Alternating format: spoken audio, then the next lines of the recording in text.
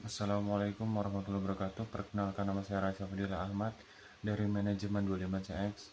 Di video ini saya akan mempresentasikan tugas komunikasi bisnis dengan judul pendahuluan dasar-dasar komunikasi bisnis. Pertama-tama kita harus tahu apa itu komunikasi.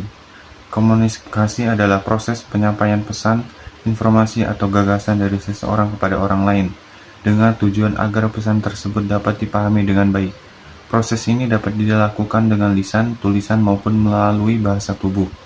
Dalam komunikasi, terdapat beberapa unsur, yaitu pengirim pesan, pesan yang disampaikan, media atau saluran penerima pesan, serta umpan balik sebagai respon dari penerima.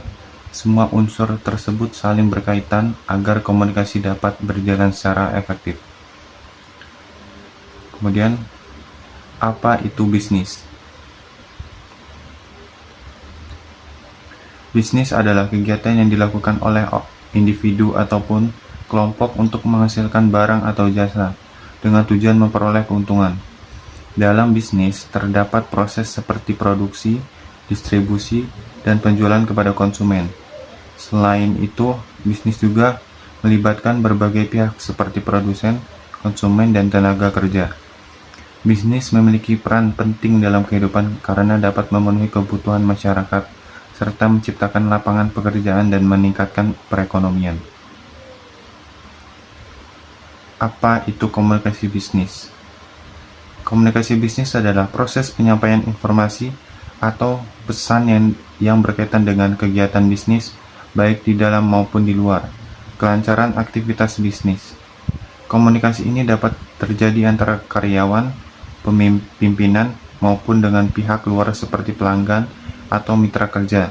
Media yang digunakan bisa berupa lisan, tulisan, maupun digital.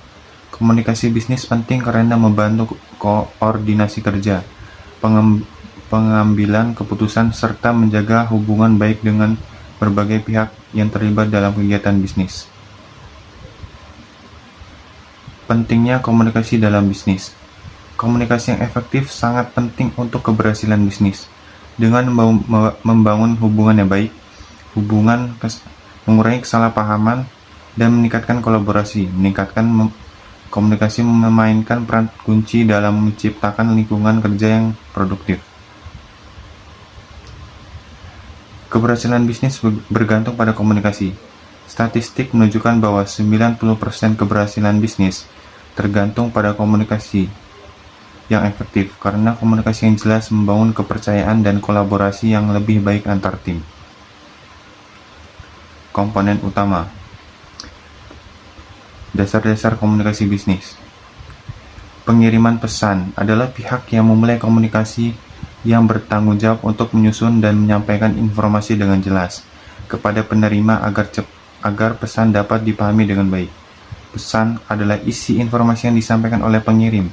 Penting untuk memastikan bahwa pesan tersebut jelas, tepat, dan relevan agar efektif dalam mencapai tujuan komunikasi. Media atau saluran komunikasi mencakup berbagai cara penyampaian pesan seperti tatap muka, email, telepon, atau media sosial yang menentukan efektivitas komunikasi dalam konteks bisnis. Umpan balik. Umpan balik adalah respon dari penerima yang menunjukkan pemahaman pesan yang disampaikan. Hal ini penting untuk memastikan bahwa komunikasi telah diterima dengan baik dan direspons dengan cepat. Hambatan dalam komunikasi dapat berupa gangguan teknis, bahasa yang sulit dimengerti, atau perbedaan budaya. Identifikasi hambatan ini penting untuk memperbaiki efektivitas komunikasi. Jenis-jenis komunikasi bisnis. Yang pertama ada verbal. Komunikasi verbal meliputi interaksi lisan seperti presentasi dan rapat, serta komunikasi tertulis seperti email dan laporan yang mendukung penyampaian informasi secara langsung dan jelas. Non-verbal. Komunikasi non-verbal mencakup bahasa tubuh, ekspresi wajah, dan intonasi suara yang dapat memperkuat dan mengubah makna pesan verbal yang disampaikan dalam interaksi. Formal. Komunikasi formal dilakukan melalui prosedur resmi dan dokumen seperti memo dan kontrak, menciptakan struktur yang jelas dan akuntabilitas dalam hubungan kerja di organisasi.